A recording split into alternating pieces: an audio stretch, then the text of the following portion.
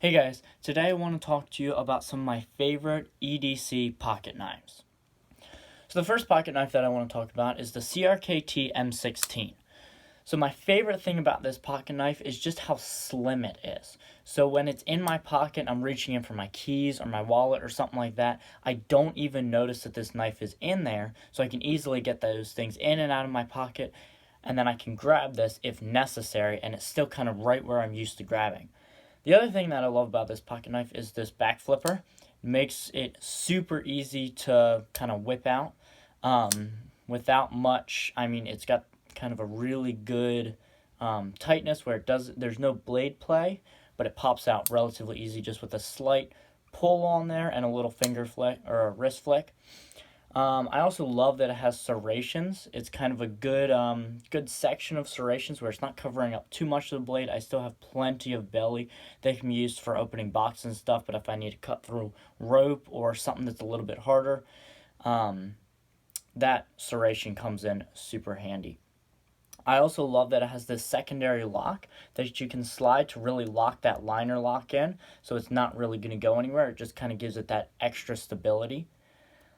The only thing that I don't love is this has to be a tip down carry. I can't carry it tip up. You can't flip this around. So that's something I don't love about it. I have to pull it out of my pocket, flip it around before I open it. The next knife I want to talk about is the CQD Mark II Type E Black Hawk. It's got a little bit bigger, which I don't love up here, so that makes it a little bit harder to get things in and out of my pocket, but still relatively slim. It's got a nice spear point on there. It does have a secondary lock as well, so that can slide in and out, up and down. Got a nice ramp, so you can really get your thumb in there, but it also has, what I really like, is it has a ramp on this side, so if I have to pull and I'm cutting, I can get my pointer finger up there and really pull back on it. So it kind of works both ways, which is pretty nice. And then it's got this button lock right here that can be closed, used to close it. This is a tip down carry, so once again, not my favorite. But some of the things I do like about it, it does have a glass breaker, which is nice if you ever need one.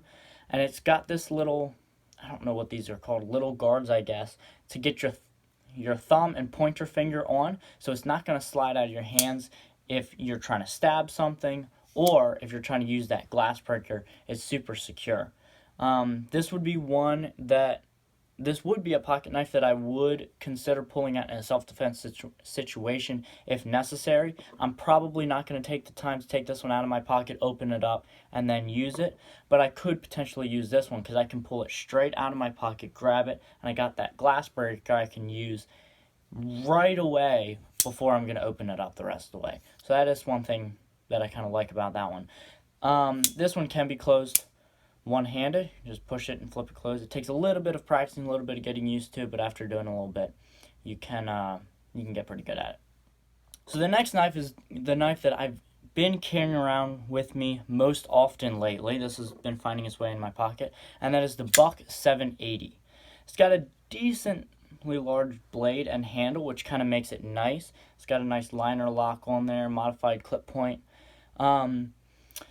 One of the things I love is right out of the box, this was very, very sharp and has maintained an edge decently well. I've had to sharpen it up a couple times, but maintained an edge relatively easily. It's got a slight recurve on the blade, which does help cutting a little bit, but not too much where it's like you necessarily notice it. I have kind of like a love-hate relationship with this handle. It's got, I don't even know what it is. It's some kind of grippy rubber, but it's not too grippy. So it can be pulled in and out of my pocket without sticking a lot. When you put it back in your pocket, you kind of have to grab your pocket and pull it in, which is a little bit annoying, but after having it for a little bit, I've gotten kind of used to it. But it gives just a really solid grip. When my hands are wet or if I have gloves on, I'm not worried about this thing coming out of my hands because it's not a slick material at all. I love that it is a tip-up carry. Love that about it, so I can pull it out of my pocket and get ready to deploy it. I love this. It's not a Spidey hole, but basically a Spidey hole. I like that it's kind of like a teardrop shape. because when I'm kind of pushing my middle finger, it naturally pushes it up to the top and flicks it open super, super easily. Don't love this edge right here, comes a little bit sharp. It's a very sharp 90-degree angle and a little bit on the inside as well.